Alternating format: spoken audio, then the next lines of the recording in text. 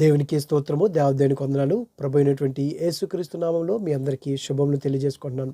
ప్రియ సహోదరి సహోదరా, ఈ సమయంలో దేవుని యొక్క వాక్యం సెలవుస్తుంది. చూడండి, మనుషులుగా మనము అనేక సార్లు మన గురించి మనం గొప్పలు చెప్పుకుంటూ ఉంటాము. మనల్ని మనము హెచ్చించుకుంటూ ఉంటాము. మనం ఎప్పుడు కూడా మనల్ని తక్కువ చేసుకుని మాట్లాడము. ఎదుటివారు తక్కువ చేసి మాట్లాడినా కూడా మనం ఒప్పుకోము. కానీ ఈ సామెతల గ్రంథంలో చూసుకున్నట్లయితే దేవుడు ఎంతో జ్ఞానాన్ని మనకి ఇమిడ్చి మనకిచ్చున్నాడు. ఆ జ్ఞానాన్ని కనుక మన హృదయంలో భద్రపరుచుకొని దాన్ని అనుసరించి మనం నడుచుకున్నట్లయితే మన జీవితాలు వెలుగుమయంగా ఉంటాయి. దేవునికి దగ్గరగా జీవిస్తాం. మన కుటుంబాన్ని ఏ విధంగా కట్టుకోవాలి, మనం ఏ విధంగా ప్రవర్తించాలి, ఏ విధంగా మనం జీవించాలో సామెతలు మనకి ఎంతో జ్ఞానాన్ని ఇస్తున్నాయండి. ఈ సమయంలో చూసుకున్నట్లయితే సామెతల గ్రంథం 30 అధ్యాయంలో చూసుకున్నట్లయితే యాకే కుమారుడైనటువంటి ఆగూరు ఈ విధంగా పలుకుతున్నాడండి. ఈ యొక్క వ్యక్తి అంటున్నాడు, ఆగూరు, ఇదిగో నిశ్చయముగా మనుషులందరికంటే నేను పశుప్రాయుడును అంటున్నాడు. ఎవరైనా మనం మాట్లాడగలమా? నేను దుష్టుడిని, నేను చెడ్డవాడిని, నేను దుర్మార్గుని అని మనం చెప్పగలమా?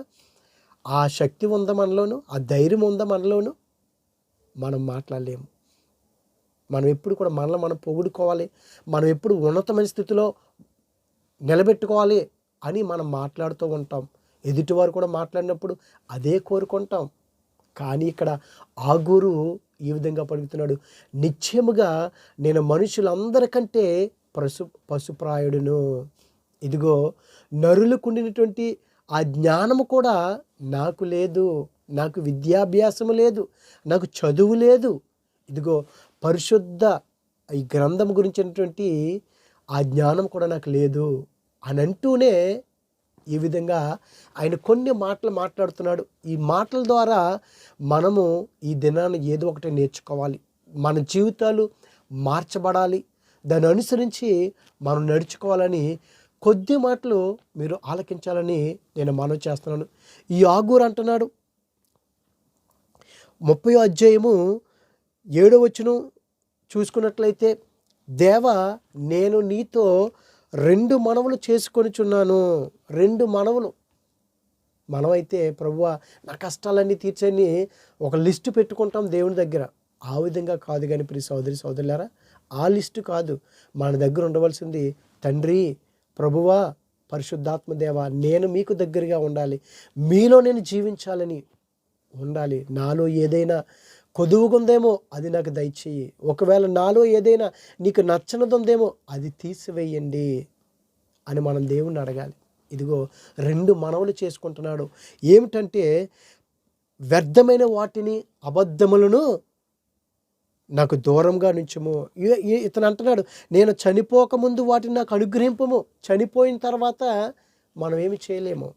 ఒక రాయి లేకపోతే ఒక చెక్క నిర్జీవమైనటువంటి ఏ విధంగా ఉంటాయో మనం కూడా అంతే. అప్పుడు ఉపయోగం ఉండదు. నేను చనిపోకముందు వీటి నాకు అనుగ్రహించము. ఏమిటి? అబద్ధములను, వ్యర్థమైన వాటిని, అబద్ధములను నాకు దూరంగా నుంచుము. చూడండి ప్రియ సోదరి సోదరులారా, మనము నోరు తెరిస్తే అబద్ధములు, మాట్లాడితే అబద్ధములు, ఎక్కడైనా ఎవరైనా కూర్చుంటే వ్యర్థమైనటువంటి మాటలు. మనం ఎప్పుడు కూడా వ్యర్థమైనటువంటి మాటలు మనం మాట్లాడకూడదు. అందుకే అపోస్తలుడైన పౌలు గారు అన్నారు కదా, ఇదిగో తిమోతి, నీవు వ్యర్థమైనటువంటి మాటలకు నువ్వు విముఖుడు అయి ఉండుము. అట్టి వారంట మరీ భక్తిహీనులైపోతారు. ఎంతసేపు చూసినా వారు వ్యర్థమైనటువంటి మాటలే, పనికిమాలినటువంటి మాటలే, ఉపయోగకరమైనటువంటి మాటలు మాట్లాడరు. దేవుని యొక్క మాటలు వారు మాట్లాడరు. ఈ లోకానుసరైన మాటలు ఎదుటివారి గురించే మాట్లాడుకుంటాం. వారి యొక్క పని అది. ఇదిగో ఈ ఆగూరు అంటున్నాడు, తండ్రి, ఇదిగో నా నోటికి వ్యర్థమైనటువంటి మాటలు కానీ, అబద్ధములు కానీ అవి రానీయకు. ఏమని నిజంగా పలుకుతున్నాడో చూడండి.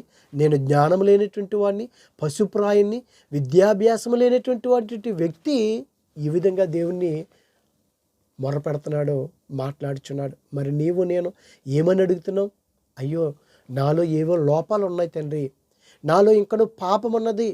ఇదిగో నా నోటికి భయంకరమైన మాటలు వస్తున్నాయి, అబద్ధాలు వస్తున్నాయి, బూతులు వస్తున్నాయి. ఇవన్నీ తీసేయండి అయ్యా. నా నాలుకని ఇదిగో నీ వాక్యము చేత నేను సరిదిద్దుకునేగా నాకు ఆ మనసును దయచేయండి అయ్యా మనం అడుగుచున్నామా? ఆగూరైతే అడుగుతున్నాడు, నా నోటికి అబద్ధములు కానీ వ్యర్థమైనటువంటి మాటలు కానీ రాకూడదు. కొంతమంది నీళ్లు తాగినట్లుగా అబద్ధాలు ఆడేస్తారు, వ్యర్థమైనటువంటి మాటలు మాట్లాడతారు. ఆ విధంగా మనం మాట్లాడకూడదు. ఇదిగో ఆయన అంటున్నాడు, పేదరికమైనను ఐశ్వర్యమైనను నాకు దయచేయకము. దేవుణ్ణి అడుగుతున్నాడు. మనమైతే అయ్యో నేను ధనవంతుడిని అయిపోవాలి, డబ్బు ఎక్కువ సంపాదించేయాలి అని మనం అడుగుతాం. ఇతడు అడుగుతున్నాడు దేవుణ్ణి, పేదరికమైనను లేకపోతే ఐశ్వర్యమైనను నాకు దయచేయకము. నాకు పేదరికం వద్దు, ఐశ్వర్యం వద్దు, నేను మిడిల్ క్లాస్లో జీవిస్తే సరిపోతుందయ్యా.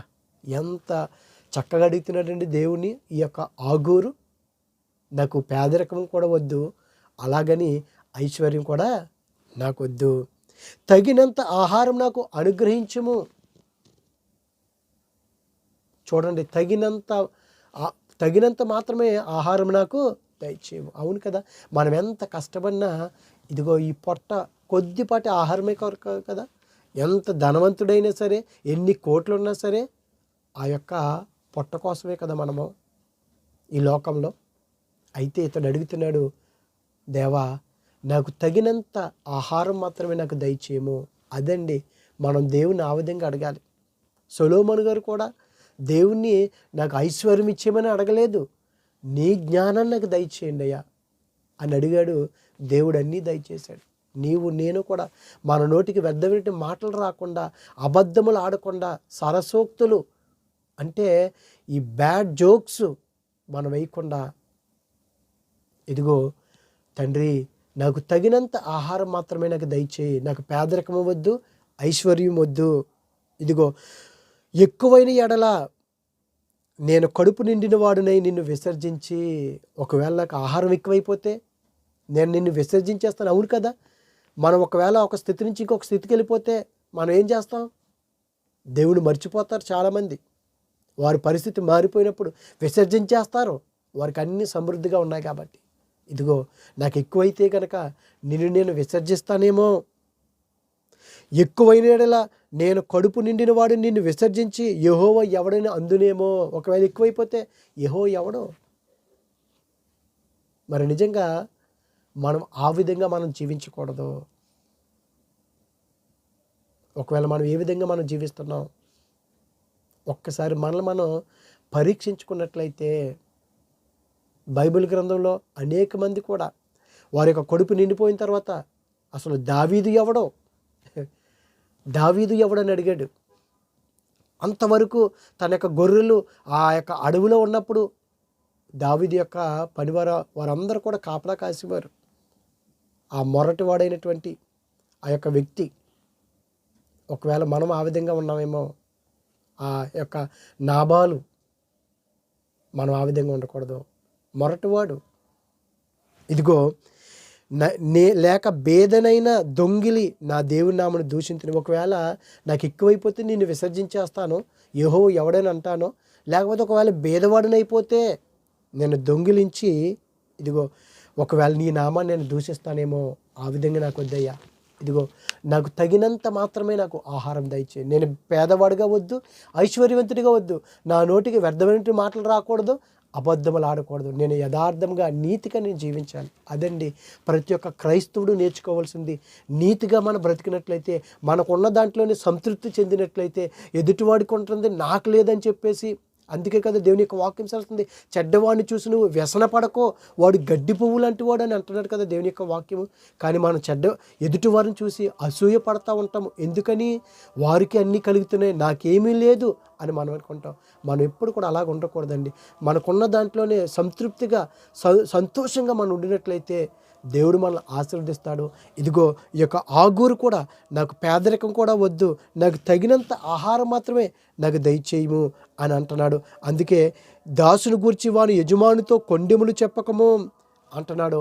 మనం ఎప్పుడు కూడా ఒక చోట పనిచేస్తున్నప్పుడు మన యజమాని గురించి కొండెములు అబద్ధాలు చెప్పకూడదు, లేని వార్తలు మనం పుట్టించకూడదు. దేవునికి ఇష్టమైన బిడ్డలుగా మనం జీవించాలి. కనుక ఈ ఆగూరు ఇంకా అనేక విషయాలు ఉన్నాయి, కానీ ఎక్కువ సమయం పెడుతుంటే మరి వాక్యాలు వినట్లేదు. అందువలన నేను 9-10 నిమిషాల లోపలనే ముగిస్తున్నాను. కనుక ఇదిగో ఈ యొక్క ఆగూరు కూడా అంటున్నాడు, దేవుని అడుగుతున్నాడు, నా నోటికి వ్యర్థమైన మాటలు రానివద్దు, అబద్ధములు వద్దు, నాకు పేదరికమైన సరే ఐశ్వర్యం కూడా వద్దు, తగినంత మాత్రమే నా అవసరతలు తీర్చేయ్యా అని అంటున్నాడు. ఆ విధంగా మనం కూడా ఉందాం. అటువంటి కృప దేవుడు మనందరికీ దయచేయును గాక. ఆమేన్. పరిశుద్ధుడా, ప్రేమగల తండ్రి, మహిమగల దేవానికి స్తోత్రములు దేవా. యాకే కుమారుడి ఆగూరు కూడా ప్రభా, ఇదిగో తండ్రి, ఏ విధంగా అయితే నిన్ను అడుగుచున్నాడో జ్ఞానం లేనిటువంటి వాడయ్యా. ఇదిగో తండ్రి, అయినప్పటికీ మా యొక్క కన్నులను, మా మనోనేత్రాలను తెరిచేటువంటి మాటలు పలికి ఉన్నాడయ్యా. ఇదిగో తండ్రి, మాకు కూడా తగినంత మాత్రమే, పేదరికమైన ఐశ్వర్యం మాకు వద్దు కానీ వ్యర్థమైన మాటలు, అబద్ధాలు మా నోటికి రాకుండా నీకు ఇష్టమైన బిడ్డలుగా మమ్మల్ని జీవింపచేయమని, అనారోగ్యం వరకు ఆరోగ్యాలు దయచేయమని, నీ కృపలో భద్రపరచమని క్రీస్తు నామమున అడుగుచున్నాం పరమ తండ్రి. ఆమేన్, ఆమేన్.